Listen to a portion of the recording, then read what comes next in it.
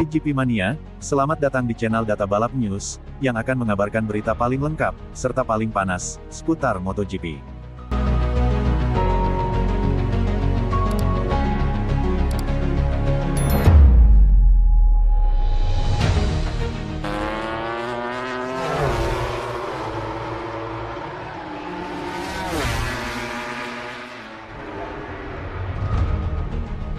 LCR sangat khawatir saat Zarco melaju lebih cepat dari Marc Marquez.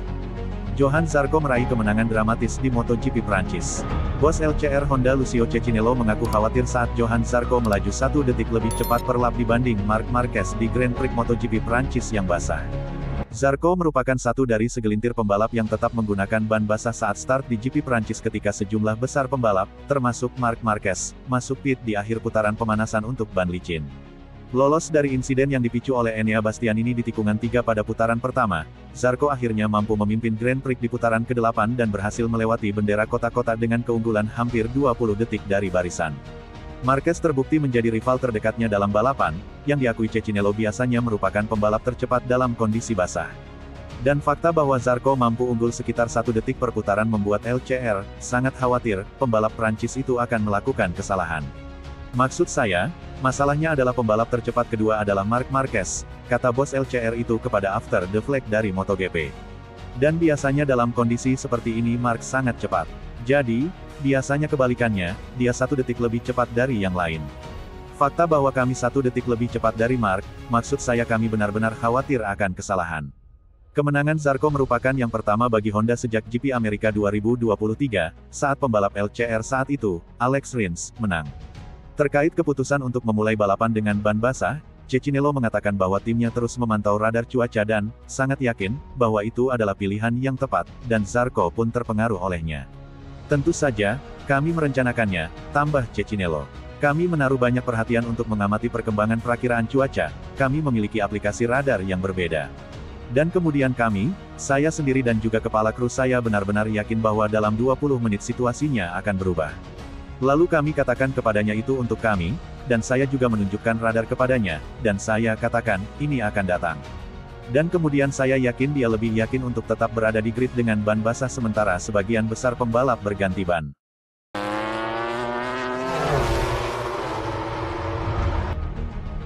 Marc Marquez dipuji setelah menghindari kesalahan di GP Prancis. Penampilan Marc Marquez yang tenang dan terukur di MotoGP Prancis dipuji karena kedewasaannya. Bintang pabrikan Ducati, Marc Marquez finish kedua di belakang pemenang yang tidak diunggulkan, Johann Zarco, dari skuad LCR Honda di MotoGP Prancis. Akan tetapi, mengetahui rekan setimnya Francisco Bagnaia telah terjatuh lebih awal, dan pesaing utamanya Alex Marquez juga telah terjatuh 2 kali, Marc Marquez memilih untuk mengambil risiko di beberapa putaran terakhir di belakang Zarco.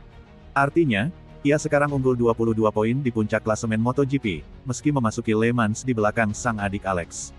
Itu sudah di depan mata. Kita akan sampai di sana, Sylvain Guintoli dari TNT Sports menganalisis tentang perjalanan Marquez yang matang. Marc melakukan balapan yang terkendali. Dia mencoba, ketika dia tertinggal sekitar 8 detik di belakang Zarco.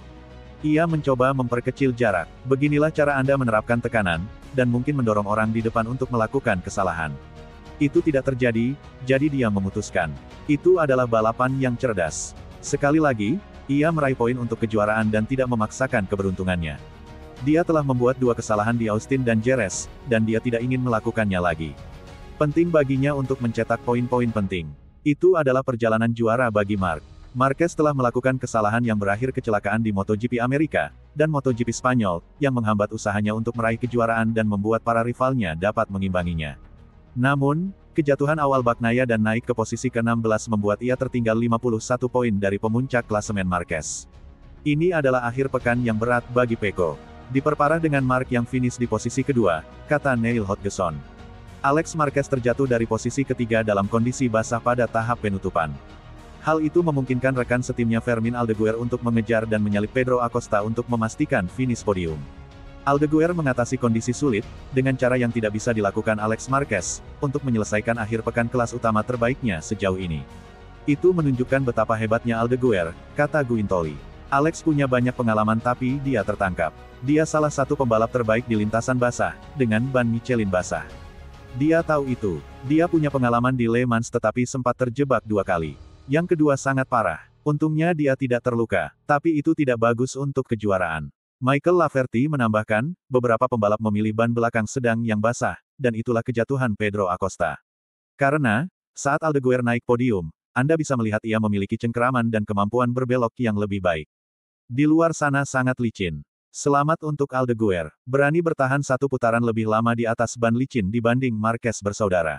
Dia sempat mengalami kesulitan saat pemanasan, dalam hal perasaan, lalu berdiri di podium.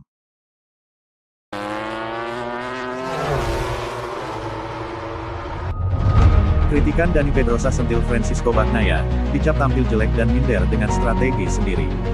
Dani Pedrosa menyoroti hasil buruk yang didapatkan pembalap andalan Ducati Francisco Bagnaia pada seri MotoGP Prancis 2025. MotoGP Prancis 2025 telah menggelar balapan utama di sirkuit Le Mans pada Minggu, tanggal 11 Mei tahun 2025, di mana sesi itu berakhir memilukan bagi Bagnaia.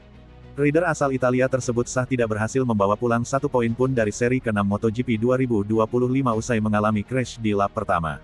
Bagnaia terkena imbas dari gagalnya Enea Bastianini dari Red Bull KTM T3 dalam mengendalikan laju motornya di sektor pertama.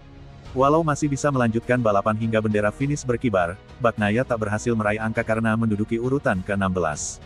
Dia terpaut satu tempat dari urutan terakhir zona poin dalam sebuah balapan MotoGP. Pada sesi sprint yang berlangsung pada hari sebelumnya, juara dunia MotoGP musim 2022 dan 2023 itu juga gagal mendapatkan poin usai crash. Hasil kelam yang didapatkan oleh Bagnaia pada MotoGP Prancis 2025 ini turut mengundang komentar dari mantan pembalap Dani Pedrosa. Tanpa sungkan, Pedrosa menilai bahwa murid kebanggaan Valentino Rossi tersebut tampil jelek sepanjang akhir pekan ini, termasuk saat sesi balapan utama. Bagnaia yang start dari urutan ke-6 harus kehilangan banyak posisinya karena melaju dengan lambat sebelum disenggol oleh Bastianini. Pecco Bagnaia tidak menjalani balapan yang bagus akhir pekan ini di Le Mans, kata Pedrosa, dilansir dari Motosan.